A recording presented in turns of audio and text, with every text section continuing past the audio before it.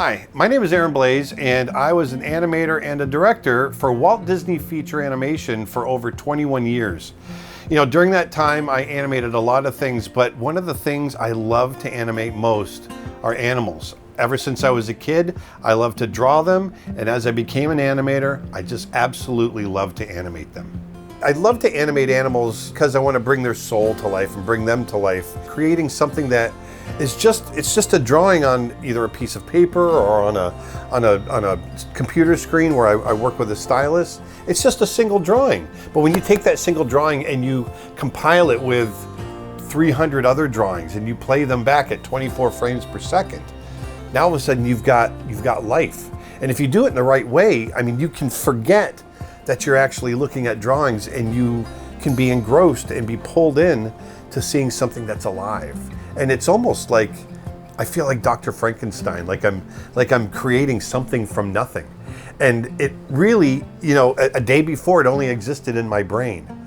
But then a day later, it exists on my screen and people can see it and see what I had in my mind. And it's really cool. As far as mechanics go, young animators especially, get really hung up in the mechanics of animation, whether it's animating people or animals. Obviously, animating animals, there's a whole other set of mechanics that you have to figure out as far as weight shift in the four-legged walks, runs, trots, all that kind of thing.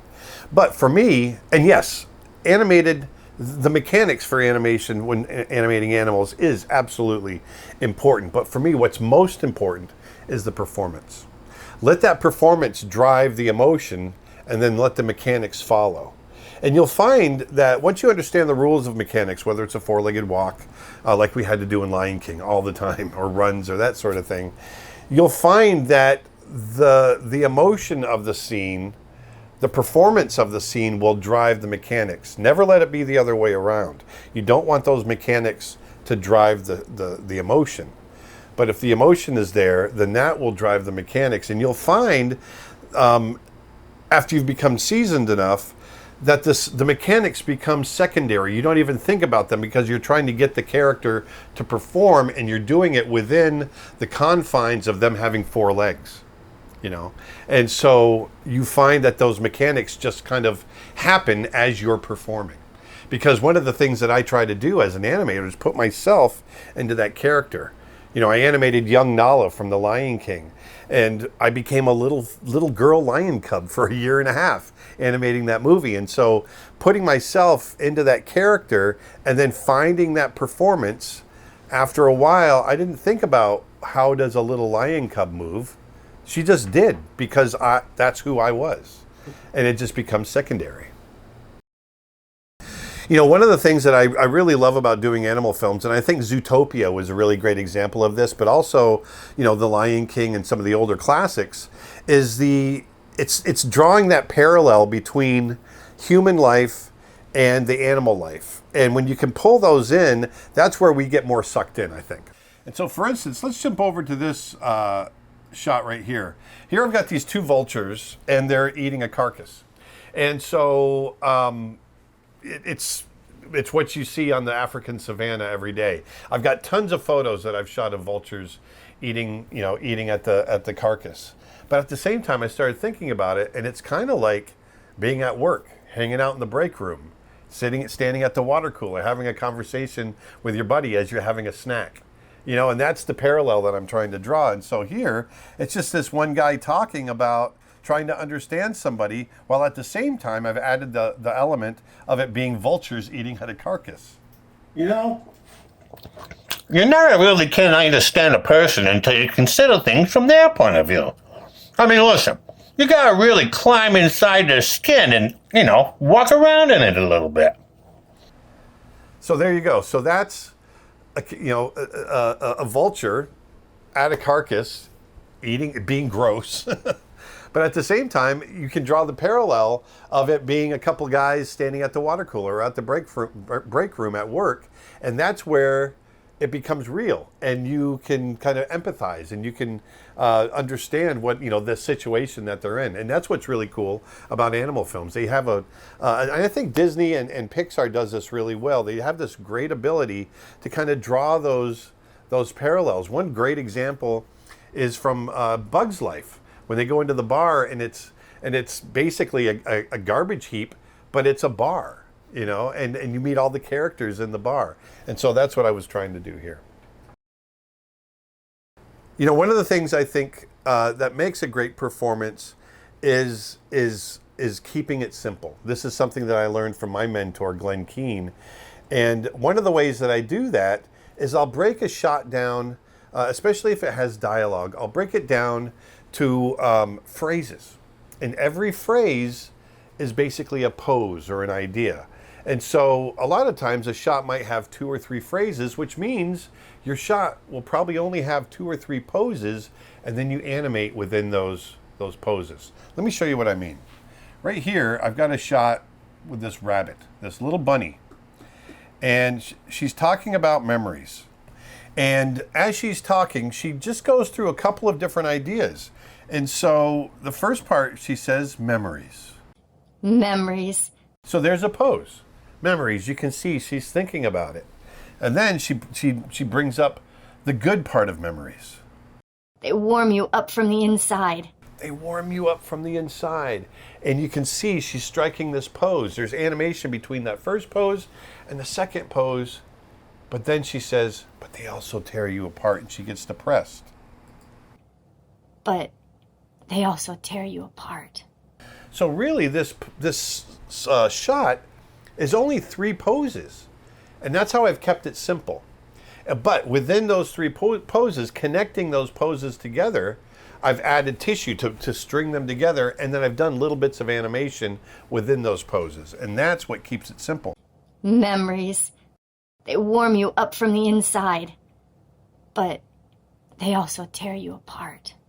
And if you watch people talk, that's how we generally talk. We strike poses, we strike gestures with the phrases that we say. It's not moving around to every single word like I'm doing now, but it's finding those phrases that represent an idea, and then find the pose for that idea, and then connect those poses. Now you can have animation within those poses, and here's an example there.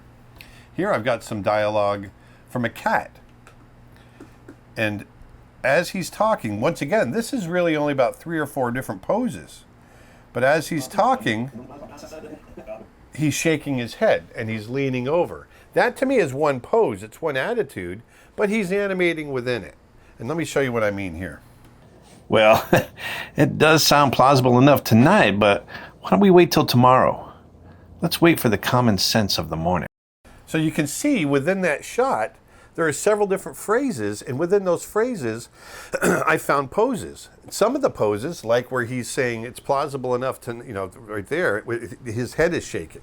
And so that's you can either strike a pose and animate into it and out of it, or you can work through a pose, like the nodding head and that sort of thing. And all of these will help add up to keeping your animation simplified and clearer, and the performance will be that much stronger. One exercise I really love to do to get some fun animal performances is I like to go in and take some of my favorite movie lines and download that sound clip and then create a character and animate to it. It's just a fun thing to do to keep me in practice. Here's one that I did from The Big Lebowski. This one's kind of fun. I just took this sloth because I think, you know, Jeff Lebowski is kind of a slothy kind of guy. And so I animated him as a sloth, and here it is. I am not Mr. Lebowski. You're Mr. Lebowski. I'm the dude. Okay, so that's the dude. I've got another one right here. This is one from Katharine Hepburn from On Golden Pond, and she's talking to Henry Fonda. And it's a really iconic scene where Henry Fonda is really down on himself, and she's trying to, you know, to inspire him and prop him up. And I just thought, you know, it'd be really neat to have this old lady bear talking and giving the lines. And so here it is. Listen to me, mister. You're my knight in shining armor. Don't you forget it.